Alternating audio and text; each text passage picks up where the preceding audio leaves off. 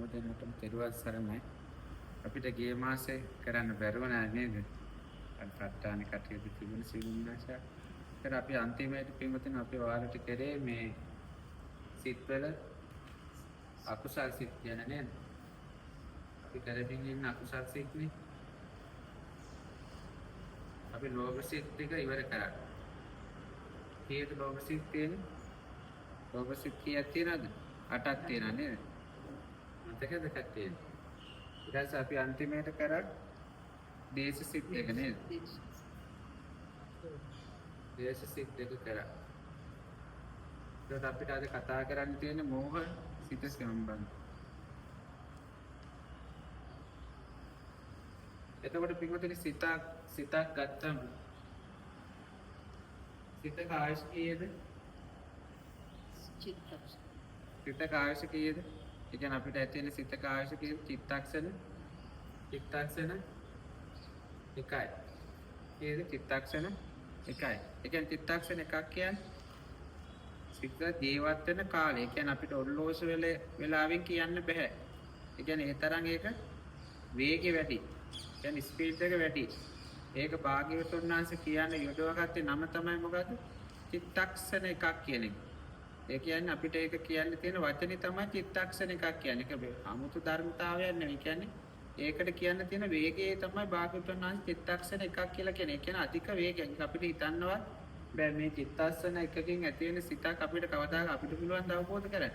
ඒක අපිට කරන්න බෑ කුඩු කෙනෙක්ට විතරයි. එතකොට මේ චිත්තක්ෂණ එකක් කියන මේ සිතට මොකද්ද තියෙන්නේ? උපාද හිතේ මෙයාත් මොකද කරන්නේ? මෙයාත් උපදිනවා පවතිනවා නැති. ඒ කියන්නේ හැම හිතක්ම මොකද? හට ගන්නවා පවතිනවා නැති වෙන. ඒ කියන්නේ එක සිතක්වත් නිකම්ම සිද්ධ වෙනවා නෙවෙයි. හැම එකක්ම හට ගන්නවා පවතිනවා. ඒ කියන්නේ චිත්තක්ෂණ එකක් තුළ හැම සිතක්ම පින්වතුනි හට ගන්නවා පවතිනවා නැති වෙන. එතකොට මේ සිතක් පින්වතුනි අපි ගෝ සිතක් උපදින්න නම් කාරණා කීයක් බලපානවද? බොහෝ කාරණා බලපානවා නේද? ඒව තමයි අපි කියන්නේ චෛතසික කියලා නේද? සිතක් උපදින්න අනිවාර්ය මොනවද? චෛතසික තමයි උපකාරයෙන්. ඒ චෛතසික වලින් අනිවාර්යයෙන්ම සිතක් උපදින්න අනිවාර්යයෙන්ම උපකාර වෙනවා. ඒවට කියන අපි සබ්බචිත්ත සාධාරණ කියලා. මොනවද ඒ ටික? මොනවද? පස්ස වේදනා සංඥා චේතනා ඒකාග්‍රතාව ජීවිතින්දේ අනිසිකාරය. මේවා කටපාඩම් කරන්න අවශ්‍ය නැහැ. මෙහෙම එකක් තියෙනවා කියලා දැනගන්න කියන්න පුළුවන්කම තියෙනවා නම් ඇති. ඒ කියන්නේ සිතක් උපදින්න නම් මේ කාරණාවන් පහු කළ සිතක් උපදින්න පුළුවන්ද?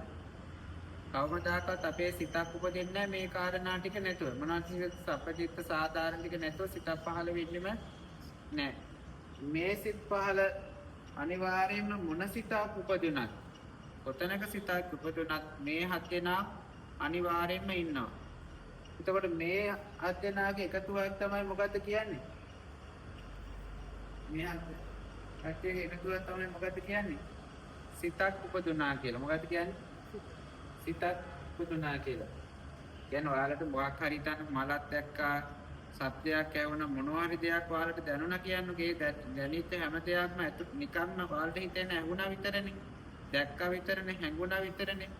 හැබැයි ඒක ඇති වෙන්න කාරණා ගොඩක් බලපාලා තියෙනවා. ඒ කියන්නේ අපි ඒක දැක්කට ඒකත් මොකද වෙලා තියෙන්නේ? ඒකත් එතනම අනිත්‍ය වෙලා තියෙනවා. දැන් අපි පුරුදු වෙලා තියෙන්නේ කොහොමද?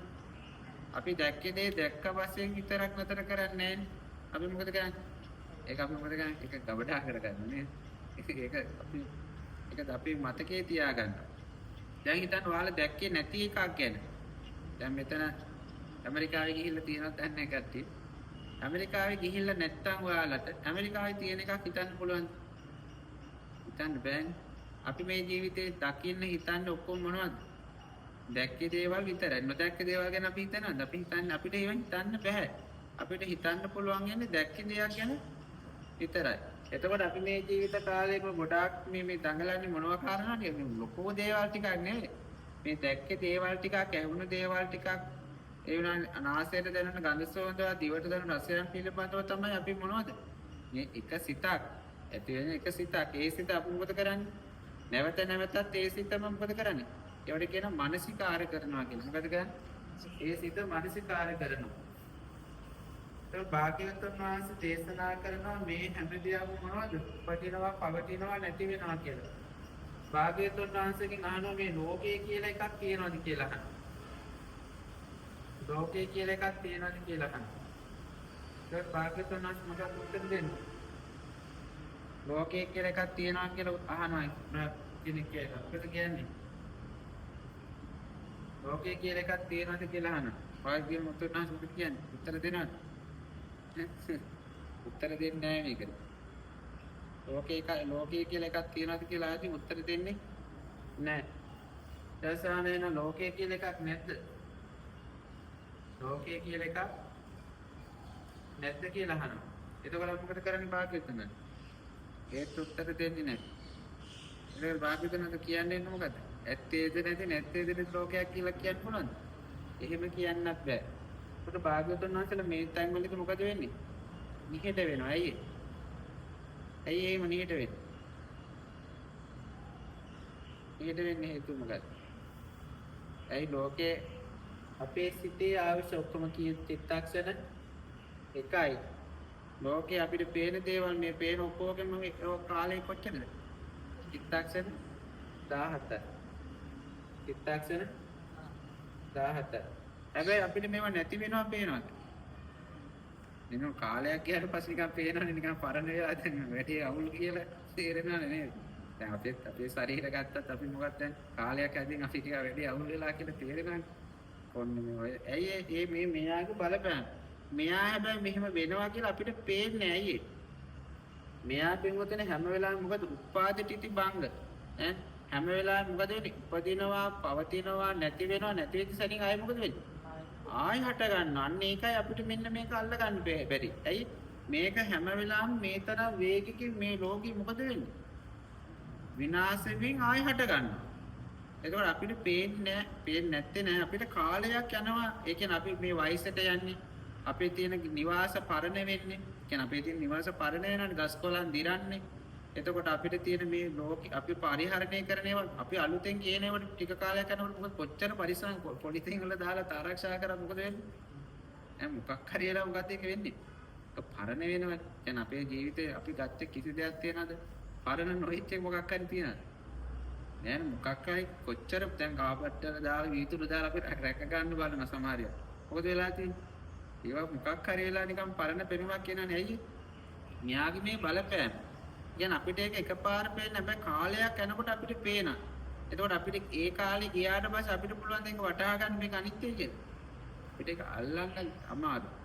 හැබැයි ඉතින් මහා ප්‍රඥාවන්තයන්ට පුළුවන්. ඒ කියන්නේ මහා ප්‍රඥාවෙන් මේක දැක්කනම් මේක මොකක්ද තේරෙන්නේ? මේ සියල්ලක්ම මොනවද වෙන්නේ? ඇත්තටම මේ ලෝකේ බුදුරොන්ට පේන්නේ කොහොමද? බුදුරොන්ට මේ ලෝකේ පේන්නේ පේන්නේ හැම වෙලාවෙම මොනවද? දැවෙන අලු වෙන එකක් වශයෙන් පේන්නේ. ඒක ඔයාලා මගපල ලබාගෙන හිත දියුණු කරනකොට ඔයාලට මේ ලෝකෙ මේ එකක්වත් මෙහෙම තියෙනවා පේන්නේ නැහැ. ඔයාලට පේන්නේ මේ ඔක්කොම මොනවද? අර සුද්ධාෂ්ටක වල බලපෑම හොඳට පේනවා. ඒ කියන්නේ අපේ මේ ශරීරය තියෙනවනේ අපිට දැක් පේන ශරීරය ඔහොම තියෙනා වගේනේ පේන්නේ. අර හිත දියුණු කරගත්තම මේ ශරීරය මෙහෙම පේන්නේ නැහැ. මොනවද පේන්නේ? අර සුද්ධාෂ්ටක වගේ කොටසක් වගේ සාමාන්‍ය පේන්නේ. ඒ කියන්නේ මේ හැම එකක්ම අර විසිරීලා පවතින වශයෙන් පේන්නේ. මෙහෙම අපි දැන් ඝණයක් වගේ කියන්නේ අපිට මේ කුට්ටියක් වගේ එකතු වෙලානේ පේන්නේ. ඒක සිත දියුණු කරගත්තට පස්සේ මේ කුට්ටියක් වගේ පේන්නේ නැහැ. ඇයි මේ ලෝකේ හැම වෙලාවෙම මොකද්ද තියෙන්නේ? එකට නෙවෙයි මේකක්වත් තියෙන්නේ. ඔක්කොම මොනවද තියෙන්නේ? වෙන වෙනම තියෙන්නේ. ඒකට හිත අවකාශයක් තියෙනවා. අපි කියව මොකද ඒක? හැම එකක්ම වෙන මෙන්න මෙහෙම මේ එකතු වෙලා නැහැ. හැමතැනම මොකද තියෙන්නේ? මේ වගේ හිඩසක් තියෙනවා අපිට මෙන්න මේ හිඩස පේන්නේ නැහැ. කියන්නේ මේ හැම එකක්ම මේ හැම එකක්ම ඇදලා තියෙන සුද්ධාෂ්ටක වලින්. මේ සුද්ධාෂ්ටක එකතුවක් මේ ශරීරය කියන්නේ ඔක්කොම සුද්ධාෂ්ටක එකතුවක්. හැබැයි අපිට පේන මේක ඔක්කොම එක ගොඩක් වගේ. අයි අපේ හිත දියුණු වෙලා නැහැ. නමුත් මේ ලෝකේ හැම එකක්ම තියෙන මොනවද? කුටි කොටස් තියෙන. අන්න ඒ කොටස් තියෙනකොට ඇත්තටම ඔය දේ පෙවුණා නම් මොකද කරන්නේ? ඇත්තටම ඔය දේ පේන්න නම් මොනවත් අපි කරන්නේ කිසි දෙයකට ආස වෙන්නේ ඇයි? ඒ අපිට පේන හැම වෙලාවෙම මොනවද වෙනස් වෙන ටිකක් තමයි පේන්නේ. බුදුවරුන්ට පේන හැම වෙලාවෙම ලෝකේ මොකක්ද එතකොට? ඇති වෙන පවතින නැති වෙන ලෝකයක් තමයි පේන්නේ. බුදුවරුන්ට මේක නිත්‍ය කිසි දෙයක් පේන්නේ නැහැ. ඒක අවබෝධ කරගන්න කියලා තමයි භාග්‍යවතුන් වහන්සේ අපිට හැම වෙලාවෙම කියන්නේ. ඊට අපි විමුක්තින වලට දසක කලාප ටික අපි කියනවානේ චක්කු දසක ටික, සෝත දසක, රස ගාන දසක, ජීවා දසක, කාය දසක ටික අපි කියනවා. එතකොට පින්වත්නි මේව මොනවද මේ චක්කු සෝත ගාන ජීවා කාය කියන මේ දසක කලාප කියන්නේ මොනවද? ඒවා මොනවද? පරමාර්ථ ධර්ම. කියන පරමාර්ථ ධර්ම. ඒ කියන්නේ ඒවා මොනවද? ඒ දසක කලාප කියලා කියන්නේ මොනවද? අනිවාර්යෙන් තියෙන ඒවා. හැබැයි කොහොම තියෙන ඒවාද? නිත්‍ය වශයෙන්ම නැහැ. හැබැයි මේවා ලෝකේ පවතිනවා. මොනවද මේ චක්කසෝත ගාන ජීවා කාය මේ දසක කලාප ටික පවතිනවා. නමුත් නිත්‍ය වශයෙන් පවතිනවද? නිත්‍ය වශයෙන් පවතින්නේ නමුත් මේවා වෙනස් වෙමින් ඒවා පවතිනවා. ඒවා නැති වෙන මේ කියන්නේ පරමාර්ථ ධර්ම කියලා කියන අපේ ලෝකේ ඇත්තටම තියෙන ඒවා ඉගෙන ගන්න. මේ කියන්නේ මේම එකක් තියෙනවා. නමුත් මේවා ස්ථිරව නැහැ. යාලා මොකද වෙන්නේ? අර චිත්තක්ෂණ 17ක් වල මොකද වෙන්නේ? හට ගන්නවා පවතිනවා නැති වෙනවා. ඒ කියන්නේ මේවා පරමාර්ථ ධර්ම. ඒ කියන්නේ අනිවාර්යෙන් තියෙන ඒවා. නමුත් වෙන්නේ මොකද්ද?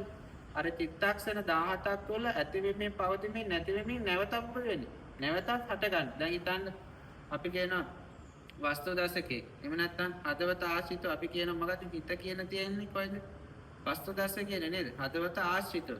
දැන් එතකොට සමහර අය කියන එනවා ඔය හදවත් පත්ත කරනකොට ඒක කොහොමද කරන්නේ කියලා. එයාම යන්න එපා. එයාගේ අතට එහෙම වෙන්නේ නැහැ. ඒක වෙන්නේ කොහොමද? මේක තියෙන ලේ ධාතු හරහා. එතකොට එයාත් මොකද්ද වෙන්නේ? එයා චිත්තක්ෂණ 17ක් වල බිමුතු මොකද වෙන්නේ? එයා ඉපදී මැරෙනවා. පේෂන් එක කරන්න යම් කාලයක් යනවනේ. ඒ කාලේද වේගවත් අරයාගේ කාලේද වේගවත්. චිත්තක්ෂණ 17ක් වල එයාගේ කාලේ වේගي වැඩි. අරය ඔපරේෂන් කරනකොට අරය චිත්තක්ෂණ වස්තුදසක කීපාරක් උපදිලා මැරිලා. එතකොට මෙයාලා නිත්‍ය වශයෙන් පවතින නමුත් මෙයාලා හැම වෙලාවෙම මොකද වෙන්නේ? හැම වෙලාවෙම අනිත්‍යතාවයටපත් වෙන. ඒ කියන්නේ හැම වෙලාවෙම මොකද? උපදිනවා පවතිනවා නැවතිනවා ආය හට ගන්නවා. කියන්නේ අපිට දැන් මේ ඇහැට පේන රූප තියෙනවනේ. අනට අපිට එකම රූපයක් අපි කවදාකවත් අල්ලගෙන තියනවාද මේක ඇත්තටම ලස්සනයි කියලා. ලස්සන ඒවා කොච්චර දැකලා තියෙනවද නේද? ලස්සන ඒවා අපි දැකලා තියෙනවා. අපේ හිතේ කවදා හරි එකක් ලස්සනයි කියලා අල්ලගෙන තියෙනවද නෑ? එකින් එකට අපේ හිත මොකද වෙන්නේ? ඇයි? අපිට මේ ලස්සන මොකද වෙන්නේ? එකින් එකට වෙනස් වෙනවා. කන්න අපිට එක ජීවිතේ අපි එක શબ્දයක් හරි අල්ලගෙන තියෙනොත් මේක තමයි මං ආපු ලස්සනම શબ્දේ. මේ ජීවිත කාලේ මේ සත්‍ය නම් කවදාකවත් අමතක වෙන්නේ නැති සත්‍යයක් තියෙනවද කියලා. නෑ අපිට සත්‍ය මොකද වෙන්නේ? කාලෙන් කාලෙට වෙනස් වෙනවා. ආයි ගඳ සුවඳත් එහෙම කෑමත් එහෙමයි. ස්පර්ශ මේ හැම එකක්ම මොකද වෙන්නේ? වෙනස්. අන්නේ වෙනස් වෙන එක තමයි මෙතන තේරුම් ගන්න. මේවා පවතිනවා. නමුත් හැම වෙලාවෙම මොකද වෙන්නේ? වෙනස් වෙමින් තමයි පවතින්නේ. ඒකවල මේ දස කලාප ටික මතකයි මට උත්තර මතක් කරේ මේ මොහොතේ යන ගන්නකොට උත්තර ගේට් එක අවශ්‍ය වෙන නිසා. එතකොට මේ අපි අනිත්‍ය කියලා ඉගෙන ගන්නවා. අය සමහර අනිත්‍ය කියන මේකේ හරියම මොකක්ද? අනිත්‍යද අනිත්‍යද? මේ දෙකම හරි. ඔය අරණ විභාගය කියලා සූත්‍රයක් තියෙනවා අපි මතන. ඔය ඉන්දියාවේ පාත්‍රයට සමහර පැතිවල පාත්‍රය කියලා සමහර පැතිවල දීතු කියන ඒ වගේ එක එක ප්‍රාන්තවල පාත්‍රයට එක එක නම් කියනවා. එතකොට ඒව ගැන දන්න කෙනා ඒක පිළිගන්න. දැන් දන්නේ නැති කෙනෙක් නෑ ඕක පාත්‍රය කියන අනිත් කෙනා ගහගන්න එනවා. ඕක පාත්‍රේ ඕක දීතු කියලා ගහගන්න එනවා. එයා දන්නේ ඒ පාත්‍රයට එහෙම නම් ගොඩාක් කියනවා කියලා භාග්‍යවතුන් වහන්සේ දේශනා. සමහර දේවල් වල වචන එක හා සමානව කියන්නේ එකම දෙයට කියන වචන ගොඩාක් තියෙන. අනිත්‍ය වශයෙන් මොනවා කිව්වත් කියන්නේ මොකද්ද? එකම දෙයක් කියන්නේ. මොනවා අරණ විපාක සූත්‍රයේ තියෙන අනේ සූත්‍රය පොඩ්ඩක් කියව ගන්න භාග්‍යවතුන් වහන්සේ ලෝකයේ තියෙන ස්වභාවයට අනුව සමහර අය එක එක නම් දාලා කියන දේවල් සම්බන්ධව කරපු දේශනාවක් තියෙනවා. ඊට පස්සේ කිව්වොත් අපි වම් කතා කරගෙන ආවනේ. ඊට අපි කතා කරන්නේ මෙන්න මේ මෝහය ගැන. ඒකනේ මෝහය කියලා කියන්නේ මොකක්ද ඇත්තටම? මෝහය කියලා කියන්නේ මොකද්ද? මෝහය කියලා කියන්නේ මෝහය කියලා කියන්නේ ඇත්ත ස්වરૂපය, ඇත්ත ස්වභාවය වසන් කරනවා මෙයාගේ. ලෝකයේ පවතින දේ ඇත්ත ස්වභාවය ඇරලා අපිට පේන්නේ මොකද්ද? ඇත්ත ස්වභාවය නැතුව අපිට මේ මෝහයෙන් පේන්නේ ඒකේ ඇත්ත ස්වභාවය නෙමෙයි. මේ කියන්නේ ඇත්ත ස්වභාවය වසන් කරනවා මොකද්ද? අපේ මේ ශරීරයේ මේ සිත තුළ හට ගන්නා මෝහය තුලින්. එන්න මේ මෝහය පින්වතනේ ලෝභයටත් බලපානවා. මොකද්ද? ලෝභයටත් බලපානවා. ඊළඟට දේශයටත් බලපානවා. කියන්නේ ලෝභයක් තියෙනවා නම් එතන මොකද්ද තියෙන්නේ? මෝහයක් තියෙනවා. දේශයක් තියෙන තැන අනිවාර්යයෙන් මොකද්ද තියෙන්නේ? මෝහයක් තියෙනවා. ඒතකොට මෝහය කියන වචනේ තේරුම මොකද්ද? අපි දකින දේවල් මේ වගේ ඇත්ත ස්වરૂපයේ වහලා තමයි මෙයාකින් පෙන්වන්නේ. ඒක නිසා අපි මෙයාට මෝහය කියලා කියනවා. මෙයා ගැන ගොඩාක් දේවල් තියෙන අපි දැන් ඉස්සරහට කතා කරන්නේ. පොඩි කතාවක් තියෙන ඒ කතාව කියලා ඉස්සරහට මම ඒක ගැන කරුණු පැහැදිලි කරන්න. ඒ කතාව තමයි පින්වත්නි ඉඳ සල්ලිකාර කෙනෙක් හිටියා. මෙයා සල්ලි ගොඩාක් තියෙන නිසා මෙයා මොකද කරේ? බිරිඳවරු 4 දෙනෙක් ගත්තා විවාහ කරගන්න. කී දෙනෙක්ද? විවාහ කරගන්න කීයක් ගත්තද? 4 දෙනෙක් ගත්තා. දැන් අපිට නම් බෑනේ නේද? දැන් මුස්ලිම් අය වගේ නම් එයාලට බිරිඳවරු 4 දෙනෙක් ගන්න පුළුවන්. මෙයා හොඳට සල්ලි තියෙන කෙනෙක්. දැන් මුස්ලිම් ආගමෙත් එහෙම 4ක් ගන්න නම් එයාලම හොඳට සල්ලි තියෙන්න ඕන. මේ දානපතියා මෙයාගේ පළවෙනි බිරිඳට මේ කතාව හොඳට මතක තියාගන්න. මේ පළවෙනි බිරිඳට හොඳට සැලකනවා. මෙයාට හොඳ ගියක් අරන් දීලා කියන්නේ සාමාන්‍ය හොඳ තට්ටු 3-4ක විතර ගියක් අරන් දීලා අද කාලේ දින හොඳම වාහනෙත් අරන් දීලා මෙයාව shopping යවන්නේ කොටා හොඳ රටවල් වලට යවන්නේ. මෙයාට අධික සැප සම්පත් දෙනවා. කාටද?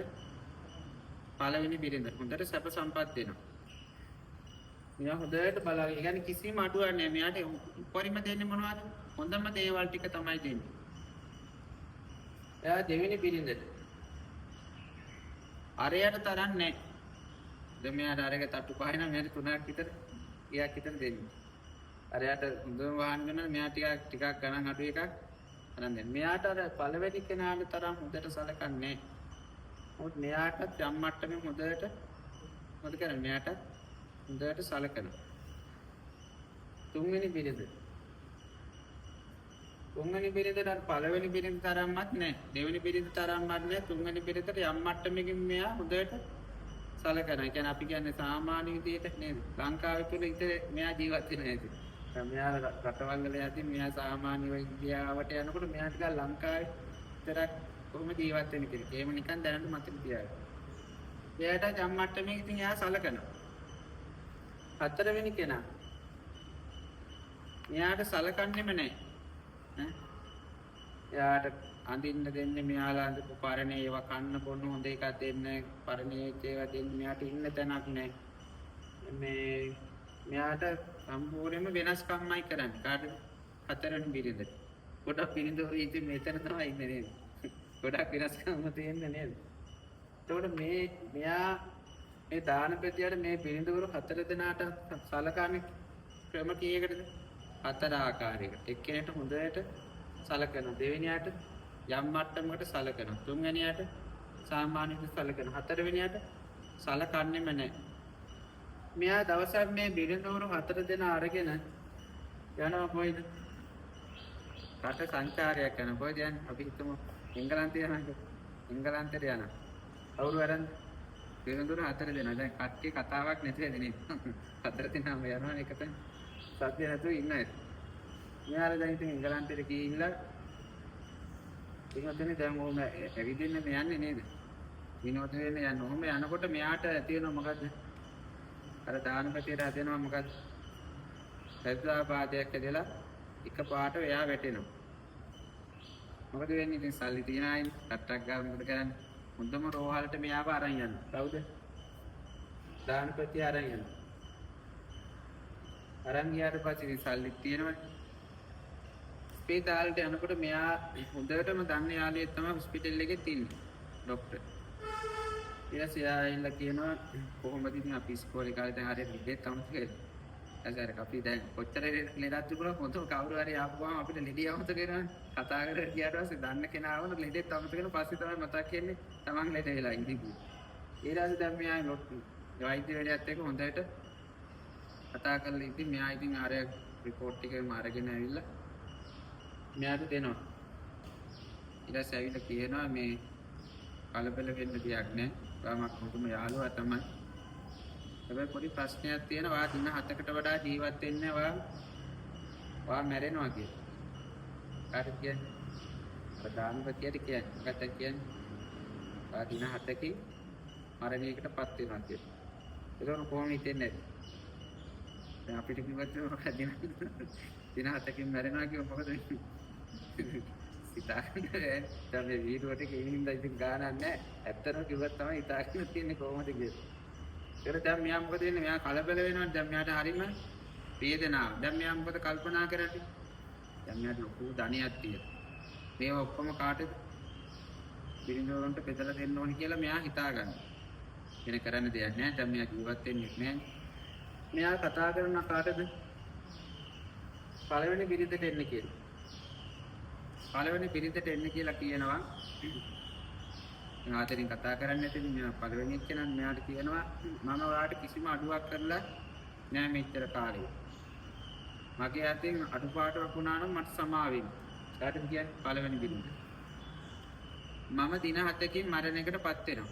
දැන් තියෙනව දින එකක් වෙන කියන්නේ මම දින 7කින් මරණයකටපත් වෙන ඔයා මාත් එක්ක එනවද යන්න කියලා අහනවා. මොකක් කියන්නේ? ඔයාලා කොයි කාණ්ඩේ තින්නේ පළවෙනි කියන්නේ? මොකද කියන්නේ ඔයාලා? ආතේ කියන දැන් මම දින 7කින් මැරෙනවා. ඔයාත් එනවද මාත් එක්ක යන්න? මොකක් කියයිද මෙයා? මෙයා කියන මොකද? මේකට නම් මැරෙනවා මට බෑ කියලා මොකද කියන්නේ? මෙයා යනවා යන්න. ඒ මෙයා මොදයට සැලකුවන්නේ. તો මෙයාට හොඳට සැලකුවෙ ඉඳ මෙයාව ගණන් ගන්න නැතුව යන. ඊට පස්සේ අරයා හිතා ගන්නවා මෙයාට මේ එක කිසි දෙයක් දෙන්නේ නැහැ කියලා හිතා ගන්නවා. හරි එයා ඊට පස්සේ ගියා යන්න. දෙවෙනියට කතා කරනවා. දෙවෙනියටත් එන්න කියලා කියනවා මොකද්ද? මගේ ජීවිතේ ඔයාට මට පුළුවන් විදිහට ඔයාට සැලකුවා. හැබැයි මම පළවෙනි බිරිඳ තරම් ඔයාට මම සැලකුවේ නෑ. ඒ නිසා මට සමාව වෙන්න. මේ කාලේ තුළ මගේ අතින් ඔයාට යම් වරදක් වුණා නම් සමාව වෙන්න. මම දින 7කින් මැරෙනවා. මාත් එක්ක එනවාද යන්න කියලා මෙයාගෙන් අහනවා. මොකද කියන්නේ? එයා කියනවා නම් වලකව. මේ කියන්නේ ගෙදරට ඇවිල්ලා කටයුතු කරන්න මේ ඔයත් එක්ක යන්න එන්න බෑ කියලා කියන මල ගෙදර කටයුතු කරන්න මට ඔයත් එක්ක එන්න බෑ කියලා කියනවා. ඒ දෙවෙනි එක කියනවා. ඊළඟට මෙයා හිතා ගන්න මෙයාටත් දෙනවද? මෙයාටත් දෙන්නේ නැහැ කියලා හිතායි. තුන්වෙනි බිරිඳට කතා කරනවා. තුන්වෙනි බිරිඳට කියනවා එන්න කියලා. මම වාට පළවෙනි බිරිඳට දෙවෙනි බිරිඳට තරම්වත් සැලකුවේ නැහැ. ඒ නිසා මට සමාව වෙන්න. මේ ජීවිත කාලේ ඔයාලට මගින් වැරදක් වුණා නම් එකටත් සමාව වෙන්න. මම දින 7කින් මැරෙනවා. ඔයා මාත් එක්ක එනවාද යන්න කියලා අහනවා. මෙයා මොකක්ද කියන්නේ? එයාත් මොකක්ද කියන්නේ? එයා කියන මම වොන්නම් වලකාවට එන්නම්. කොතනද? කියලා කොහේ හරි දානවනේ. එතෙන් විතරක් මං එන්නම් කියලා කියනවා. එහෙම නැත්තම් මට වත් එක්ක එන්න බෑ කියනවා. ඒ මෙයාත් මොකද කරන්නේ? මෙයා කැන්සල් වැඩි. එයාට මොනවද හම්බෙන්නේ? ඒස හතරවෙනි බිරිඳටත් එන්න කියනවා. හතරවෙනි බිරිඳටත් එන්න කියලා කියනවා. ඔයාට මම පළවෙනි බිරිඳටත් දෙවෙනි බිරිඳටත් තුන්වෙනි බිරිඳට තරම් ඔයාට මම සැලකුවේම නැති තරම්. එතනම සැලකුවේම නෑ. මෙයාට තමයි අටුම සැලකිලි කිව්වේ. සැලකුවේ නැතිම තරම්. කන්න දුන්නෙත් නෑ, අදින්න දුන්නෙත් නෑ. මොනවත් දුන්නේ නෑ, බලාගත්තෙත් නෑ. මෙයාට තමයි අඩුවෙන්ම මේව කරේ. ඒ නිසා මට සමාව වෙන්න. ඊට කියනවා මම දින 7කින් මැරෙනවා. ඔයා මාත් එක්ක එනවාද යන්න කියලා අහනවා. මොකක් කියයි? නැගින හා කිය. මොකද කියන්නේ? හා කිය. ඊට පස්සේ කියන මම ඔයාට සැලකුවෙත් නෑනේ. මම ඔයාට සැලකුවෙත් නෑ. ඇයි ඔයා මාත් එක්ක යන්න ඉන්නේ කියලා. ඉතින් මට ඉන්නකන් සැලකුවේ නැති එකේ මම ඔයාට ඒ වුණාට ආදරෙන් සැලකුවා.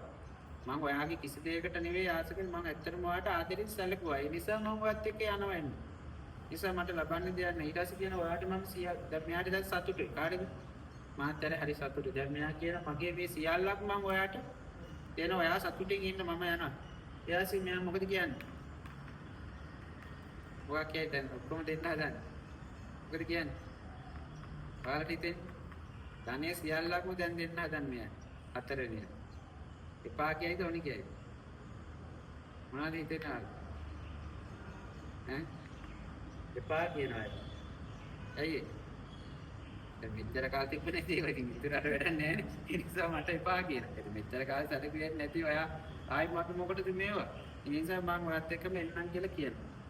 මේක පින්වතුනි පොඩි උදාහරණයක් අපේ ජීවිතේ. මේක මෝහයට ගොඩක් සම්බන්ධයි. ඔයාලා මේ ජීවිතේ මේ පළවෙනි කෙනා කියන්නේ අපේ ජීවිතේ වැඩියෙන්ම වියදම් කරන්නේ මොනවටද? අපේ ජීවිතේ අංක 1 මෙයාගෙන් අංක 1 ගමු. අංක 1 පිළිඳර මොනවද තිබ්බේ? කිසිම දෙයක් අඩුවක් තිබුණේ නැහැ නේ. උන්ට යාන වාහන ගේ දොර ඊට කඩන් හැමදේම මෙයාට කිසි මොනවත් නෑ අඩු කියන්නේ. ඔක්කොම ඉහළම දේවල් තමයි මෙයාට තිබුණේ. අපේ ජීවිතේ වැඩියෙන්ම වේදම් කරන්නේ මොනවටද? ගෙවල්, ඊරාසේ, යාන වාහන. අපේ ජීවිතේ වැඩියෙන්ම වේදම් කරන්නේ මේවට නෙවෙයි. ඈ? ඇත්තටම වැඩියෙන් වේදම් කරනවා නේද මෙයාලා? ඔයාලා හිතලා බලන්න ඔයාලා මේ දැන් ඉන්න ජීවිතේත් වැඩියෙන් වේදම් කරලා තියෙන මොනවද? එක්ක ගේ හදාගන්න, එක්ක වාහනයක් ගන්න. දේවල් වලට අපි ගොඩාක් වේදම් කරලා තියෙනවා.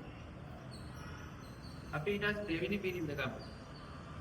අපි ජීවිතේ දෙවෙනිට වැඩියෙන් වේදම් කරන්නේ කාටද? වැඩියෙන් වේදම් කරන්නේ කාටද? ඉතින් මේ ඥාති නම් ඔතන වැඩියෙන් කාටද? තම ඥාතිවරුන්ට නේද වේදම් කරන්නේ. තමන්ගේ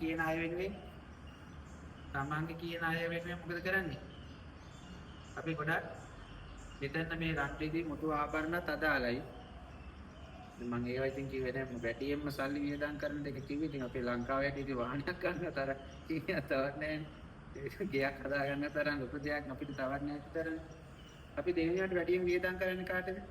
තමන්ගේ නාටුවරුන්. තුන්වෙනි බිරිඳ. තුන්වෙනිට වැඩියෙන් වියදම් කරන්නේ මොනවද?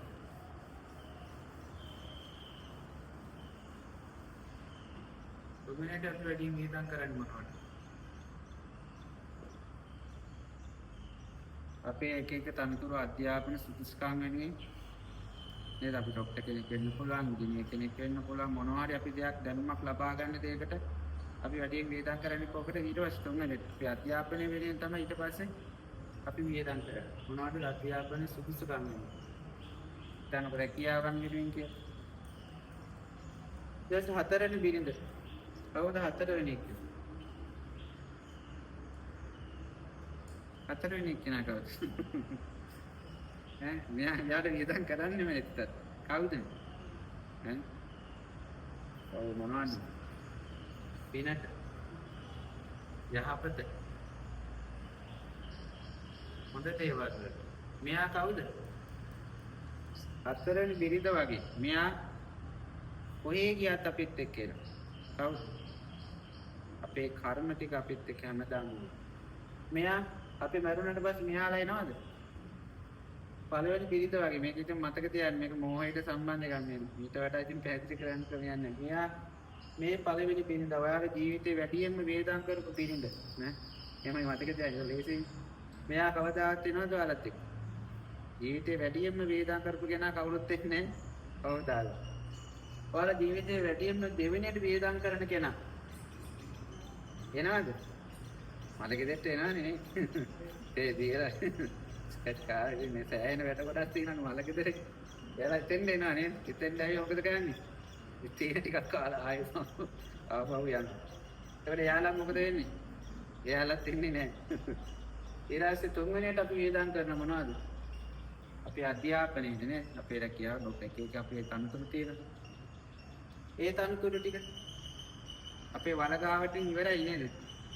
මේ ඔක්කොම සුදුසුකම් දෙන්න වලට ආපු ගමන් එක්ක අලු කරලා දාපු ගමන් ඔක්කොම ඉවරයි. ටොක්ටත් ඉවරයි. ඔක්කොම ඉවරයි. ඔතන මැරිලා මේක ඉතින් තනතුර ඉතින් අර වලගාවට යනකම් තියෙන. ඉතින් අර බෝට් එකේ දානවනේ ආව මෙහෙම කෙනෙක් මරණ කීයට.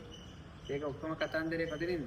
අපි තුන්වෙනිට වැඩියම වියදම් කරන කෙනත් වලගාවේ අවසානයේ. අපි ජීවිතේ අපිම වියදම් කරන්න කාටද එතකොට? අපේ මේ හිතට. අපි මේ හිතට දෙන්නේ මොනවද? අර හතනේ බිරිඳට වගේ අපි මේ හිතට වැඩිපුර දෙන්නේ මොනවද? රාගය, දේශය, පරිගැනීම, ඉවිසියාව, ක්‍රෝධය, වෛරය. එතකොට අන්න ඒ වගේ තමයි අපි මේ හිතට දෙන්නේ වැඩිපුර. හරියට මෙයා මේ හතරවෙනි බිරිඳට සැලකුවේ නෑ වගේ. ඔයාලගේ හිතට වැඩියෙන්ම දෙන්නේ මොනවද? හිතලා බලන්න අපේ හිතට වැඩියෙන් දීලා දෙන්නේ මොනවද? දේශය, තරහ, ඊර්ෂ්‍යාව, පරිගැනීම, මාන්න, උද්ධච්චකම්, ආහංකාරකම් මේකත් අපි හිතලා මේක පුරවලා නැද්ද මේ හිත? මේ හිත පුරවලා නැද්ද? පුරවලා තියෙනවා. එතකොට මෙයාට අපි අඩුවෙන් සලකලා නැද්ද ඇත්තට? අපේ හිතට අපි අඩුවෙන් සලකලා ඇත්තටම නැද්ද? මේවත් සිටින්නේ කරේ ඉවල් දොර හදන්න පුළුවන් සිතන්නේ නැතුව, ඥාතිවරුන් සංග්‍රහ කරන්න පුළුවන් සිතන්නේ නැතුව, අධ්‍යාපනයක් ලබන්න පුළුවන් සිතක් නැතුව. අපි හැබැයි මේ ඔක්කොටම අපේ හිත යන හිතින් වියදම් කරා නේද? අනිත් ඒවත් වියදම් තමයි. ඒ කියන්නේ සිතත් මුල් වුණානේ මේ ටිකට. මේ තුනටම අපි සිත මුල් වුණා. හැබැයි අපි මෙයා ගැන හිතනවාද? දැන් මැරෙන්න ආවා. දින කීයෙන්ද? 7න් මැරෙනවා. දැන් මෙයාට පුළුවන් මේ තියෙන ධනෙ සම්පූර්ණ වියදම් කරලා මෙයා කොට දාන්න පුළුවන්. බාලා කියන්නේ කොහොමද කියන්නේ? පුළුවන්ද කොට දාන්න? කොට දාන්න බෑ. ඇයි? මෙයා පරක්කු වැඩි ඇයි? දැන් මෙයා සැලකුවේ නෑ. ඒකට මෙන්න මේ ජීවිතේ පින්විතින් අපි මේවට ඕන තරම් අපි වියදම් කරනවා, කාලය වෙන් කරනවා. මේ දැන් හිතන්න භාවනා පන්ති මේ තුට්ටක් යනවා ටිකක් නැතරේ. ආයෙ තුට්ටක් කරනවා ආයෙ ටිකක් නැතරේ. මොන දෙයක් තේම අපි මේ ජීවිතේ අපිත් එක්ක හැමදාම යන කෙනාට මෙයා අපි කවදාකවත් මෙයාව අපි අතාරින්නේ මේ අතරනේ බිරිඳවල් කොච්චර මෙයාට හොඳට සැලකුවත් එකයි නරකට සැලකුවත් එකයි මෙයා කවදාකවත් අතාරින්නද? මෙයා යන තැන එනවා. අපිත් එක්ක යන තැන හැමදාම එන කෙනාට අපි අඩුවෙන් සැලකලා තියෙන වැඩියෙන් සැලකලා තියෙනවා. ඒ අඩුවෙන්ම තමයි සැලකලා තියෙන්නේ. ඇයි ඒ? මෝහය නිසා. මොකක් නිසාද? මෝහය නිසා. එතකොට මේක කියද්දීවත් දැන් නිකන් පොඩ්ඩක් තේරුන්නේ නැද්ද? මොකද තේරුනේ? අපිට ඇත්ත ස්වરૂපේ අපේ මොකක්ද වෙලා තියෙන්නේ? වෙහිලා තියෙන්නේ. අපිට මේ අවශ්‍ය දේවල් වලට නෙවෙයි අපි දැන් මේවට වියදම් කරන්න ඕනේ නැද්ද? ඕනි. නමුත් අපි අවිද්‍යාව නිසා මෙයාලට ඒ කියන්නේ මෙයාගේ මේ තුන් දෙනාට අපි ලොකුවට දේවල් කරනවා. හැබැයි මෙයාට දෙයක් කරන්නේ නැහැ. මෙයා තමයි කවුද?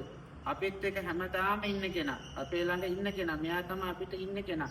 මෙයා තමයි අපි මේ සංසාරේ ගෙනියන කෙනා. නමුත් අපි ජීවිතේ අඩුවෙන්ම සලකලා තියෙන කාටද?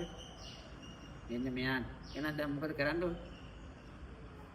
දැන්වත් මෙයාට වැඩිපුර මොකද කරන්න ඕනේ? මෙයාට ටිකක් සලකන්න. මෙයාට තමයි වැඩියෙන් සලකන්න ඕනේ. මේවට සලකන්න. එයාලට සලකනවා වගේම වැඩියෙන් සලකන්න මෙන්න මෙයාට ඇයි? මෙයා තමයි ඔයාලව කොට දාන්න ඉන්න කෙනා. අරයට වගේ අන්තිම මරණාසන්න මොහොතේදී මරුණට පස්සේ මේ පිටිතට කියනවා මොකද්ද? හරි මම ඔයත් එක්ක එනවා. මම ඔයත් එක්ක එනවා. ඊට පස්සේ කියනවා නෑ නෑ ඉන්න එපා. ඉන්න එපා මගේ මේ තියෙන ඔක්කොම ගන්න. හැබැයි මොකද කියන්නේ? මට දැන් වැඩක් ජීවිතේ මරණාසන්න මොහොතට ආවට පස්සේ පින්වතුනි මොන දේ කරත් වැඩක් නෑ අයියේ. අරයා මේ ජීවිත කාලේ මෙයා කාලේ සිට ඔක්කොම වියදම් කරේ කාටද? එන්න මේ දේවල් ඔක්කොම මොනවද? සමහර ඒවා ඉන්නෙම නෑ. සමහර ඒවා ගෙදෙට්ට විතර, සමහර ඒවා වලකාවට විතර. ආයේ ජීවිතේට වැඩක් නෑ. අපි ජීවිතේ අපිට මෙලෝදී අතාරින ගොඩාක් ඒවට අපි කාලේ බලන්න කාලේ කොච්චර වියදම් කරන්නේ නේද? අපේ දවසේ භාග්‍යවතුන් වහන්සේ කියන අපිට පැය 24ක් තියෙනවා. භාග්‍යවතුන් වහන්සේ කියලා තියෙන කොච්චරද මේක නිදාගන්න කියලා? පැය 4ක්. පැය 4යි භාග්‍යවතුන් වහන්සේ දේශනා කළ දෙන 4ක් නිදාගන්න කියලා. කොයි කීයේ වෙනකන් 10 ඉඳන් 2 වෙනකන්. හරි නේද? 11 1 2. 10 ඉඳන් 2 වෙනකන් තමයි භාග්‍යවතුන් වහන්සේ මේ නිදාගන්න කියලා තියෙන්නේ. කියන්නේ පැය 20ක් මොකද්ද කරන්න කියලා තියෙන්නේ. වැඩියෙන් වෙහෙස වෙන්නට ඕනේ මොකටද? මෙන්න මේ 4 වෙනි කෙනාට දාන්න. කියන්නේ අපිට පැය 20ක් දැන් ගිහේ ආයත නම් බැහැ මෙච්චර කරන්න. අඩුම ඔයාලා බලන්නේ මේ පැය 20 ඔයාලා පැය 20යි පැය 20ෙම මෙයාගේමත් කොච්චර කාලයක් වල මෙයාට වේදම් කරලා තියෙන බලන්න. දැන් අද දැන් මෙයා මාසෙකට මේ එකයි ගන්න ප්‍රෝග්‍රෑම් එක. ඒ ප්‍රෝග්‍රෑම් එක දුන්න පැය එකක් දෙකක් කියවයි මෙතනනේ. ඒකට හිතලා බලන්න අපි මේ කොච්චර අඩු කාලයක්ද කොච්චර අඩු කාලයක්ද අපේ ජීවිතේ මෙන්න මේ අපිත් එක්ක ඉන්න කෙනාට අපිව අතාරින්න නැති කෙනාට අපි යොදවලා තියෙන කාලේ කොච්චර සීමිතයිද කියලා වලින් හිතලා බලන්න. අන්න ඒක අපිට අපි එච්චර අඩු සීමිතක් යවන්නේ මොකකින්ද? අපි ඉන්නේ කොතනද? මෝහයෙන් ඉන්නේ. අන්න මේ මෝහය කියන එක දන යන්තනක අපිට ඉස්මතු වෙනවා. එන්න ඒතකොට මොකද වෙලා තියෙන්නේ? පරක්කු වැඩි. අන්න පරක්කු වැඩි. දැන් මෙන්න මේ අභිධර්මයේ ඉගෙන ගන්නගේ වාසිය මොකක්ද? ටිකක් හරි අපි ටිකක් මොකක් හරි දැන් තාම අපි දිනාදින් කරන්නේ නැහැ. දැන්වත් මොකක්ද කරගන්න? වැඩි කාලයක් මෙයාට යොදවන්න. මෙයාලට සල්ලි වේදම් කරනවා වගේ මෙයාටත් යොදවන්න. කාලය මෙයාලට යොදවනවා වගේ කාලය යොදවන්න. ගොඩාක් දේවල් කාට වෙනුවෙන් යොදවන්න ඕනේ. මේ හතරවෙනි කෙනාට යොදවන්න. එහෙනම් අභිධර්මයේ මොහේ ගැන ඉස්සරහට කතා කරන්නේ. ඒකේ පළවෙනි මේ මොහය කියන දේ මොකක්ද කියන එක අර තීරුම් කරවන්න නම් හිතනවා මේ කාරණාවෙන් පැහැදිලි වෙන්නේ නැති කියලා. එහෙනම් අද දවසේ අභිධර්ම කටයුතු අවසන්.